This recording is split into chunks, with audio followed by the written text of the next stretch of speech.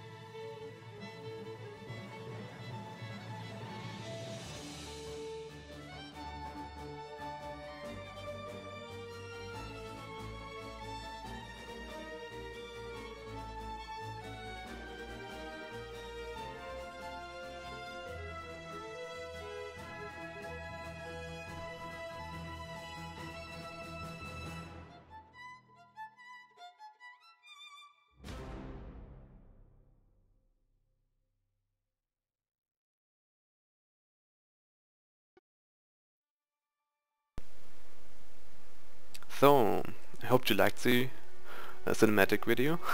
We are currently on top of the storage area. The storage area is right below us. We have this viewing platform I talked about a little bit earlier. We have here on the sides the top of the storage towers. The chest and hopper system is right below the pyramid-shaped form structure, and on the side here we have one witch hut, and on the other side its mirrored counterpart. It's a smart shifting floor design, originally I believe by JL from the Zipcode server. I will of course leave a video to his tutorial that I more or less followed to the letter in the description, just in case. It's a really awesome design where only the row of piston is triggered where an actual mob is spawned. So it increases the actual spawning spaces in the witch hut and increases therefore the spawning rates. You might have noticed we are currently in the perfectly prepared area. If you look downwards, you see the from this corner here, 128 blocks in radius, or more specific, this square, 128 block in radius around it, is has been blown up by TNT in weeks of work, and the floor has been prepared with glass, and so nothing, absolutely nothing spawns in here. Any hostile mobs at least. some squids spawn on the edges in the water, but nothing else really. And it's the cause for really high and efficient spawning rates on those witch huts. Okay, I think it's all for now on top of here. Let's take a quick look into the sorting system. The items will flow up from the bottom of the farm to these water channels up here. The items flow on the ice and gets sucked up in the sorting system here. We have, for example, slime balls here. That's because I plan to install at least one slime farm in this area and one general mob farm. That's also the reason why I have currently 12 storage towers instead of only 7 that would be required for witch drops only. But I want to add all. I want all kind of drops. It's a later part of the project, or another project altogether. Anyway, the items flow in the water current up here. They get aligned by ender chests closer to the what's it called, to the fence, to the cobblestone fence, and that is because of that they are part way on top of the of this hopper, but still mainly on the ice, so they can flow with a high speed on the ice and along the path, powered by the water on top. But also the hopper detects it and sucks the items into the hopper, and the sorting system fills, the sorter here fills the items in the storage area. It's really quite simple. It's just a simple standard sorting system. I'm not really overly concerned by overflow issues. I think if I have done the math, and I think I would need roughly 70 days of AFKing to overflow the system, and I don't really plan to do that quite anytime soon.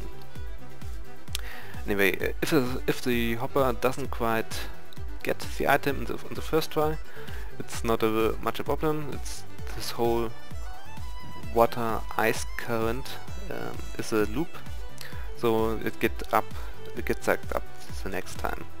So only one sorter is really needed per item.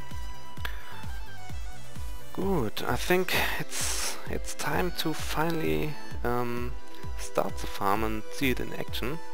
So I will go quickly downstairs and I see you there. So here we are, back down in the storage area again, and I would say let's turn this monster on. Zack. The signal will actually take a few seconds to travel all the way to the witch huts, to the witch farms, and turn the light there off.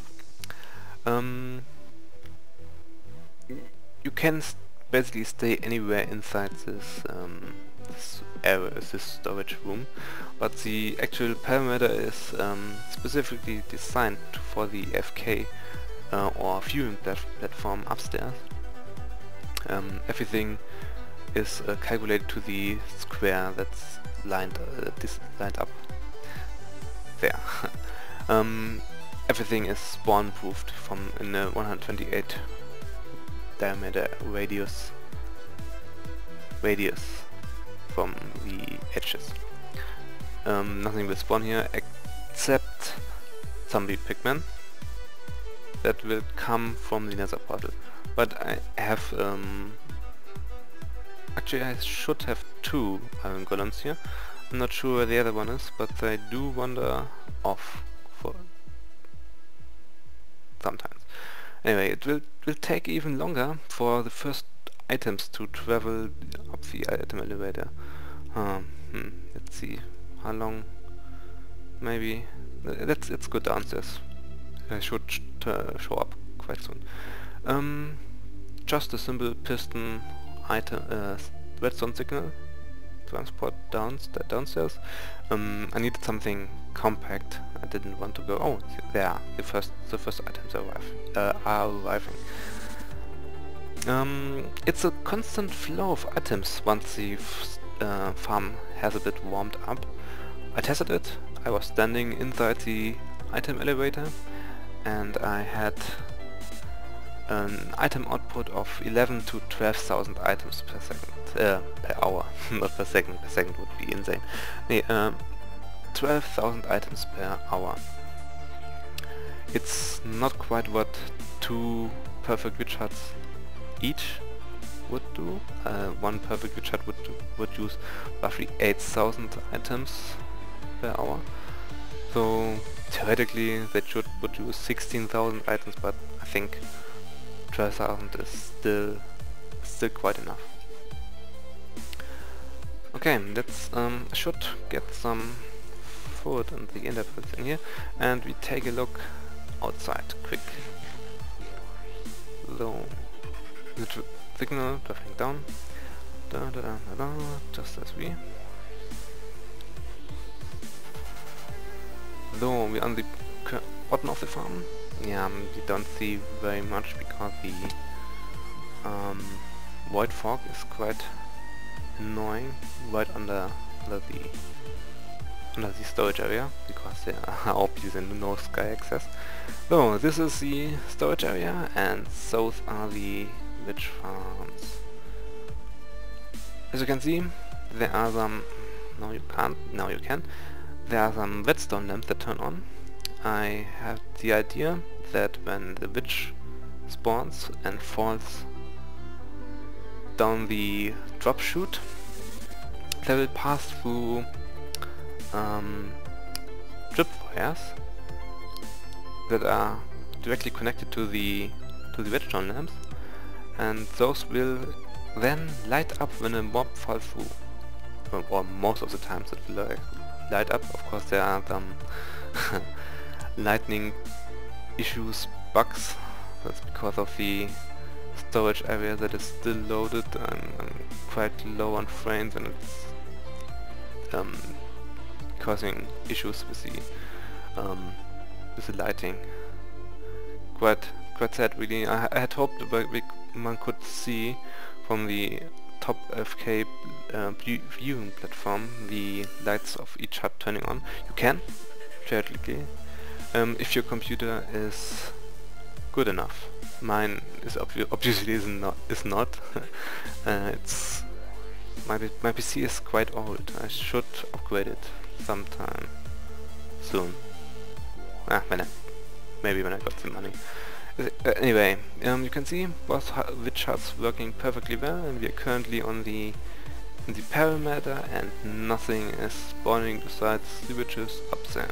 Of course, we are currently outside the FK area, so theoretically mobs will spawn in the caves and on the surface at the moment because it's night time, so the spawn rates are reduced, of course.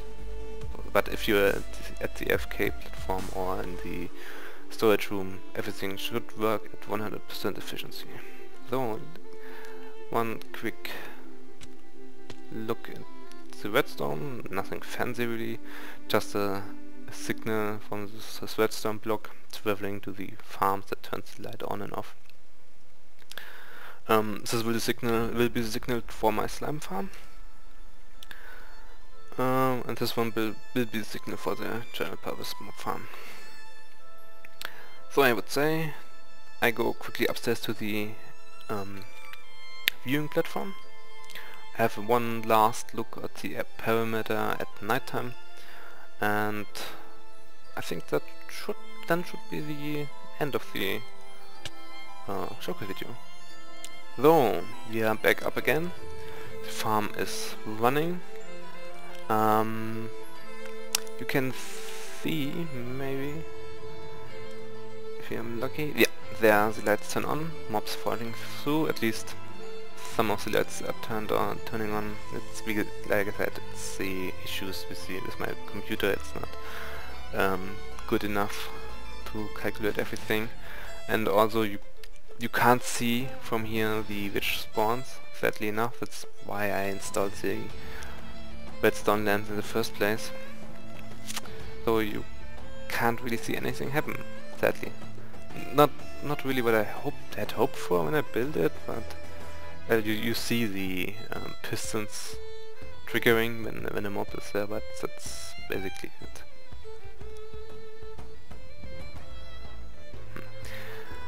Anyway, I think let me see if I can manage a quick, successful, awesome ender pearl throw to the farm itself.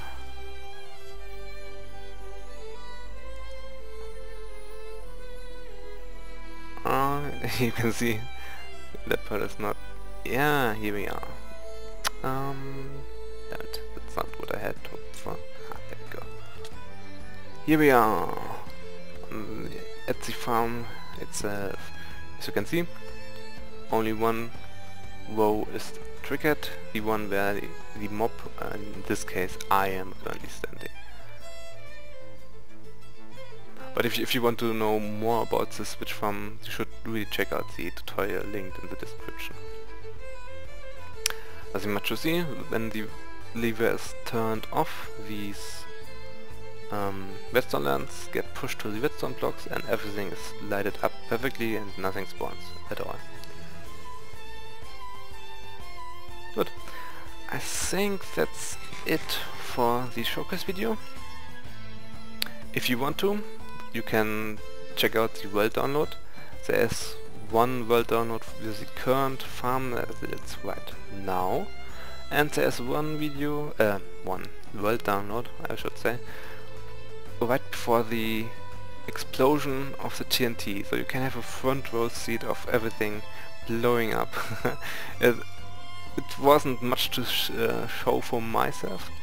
I had a massive freeze of the game for like 10 minutes and everything was cleared up in one frame. There was just one giant crater. Really nothing much to see or to record and show to you, sadly enough. But with a world download you have the chance yourself to see everything in action. Anyway, thank you for the time, and maybe see you in the next time.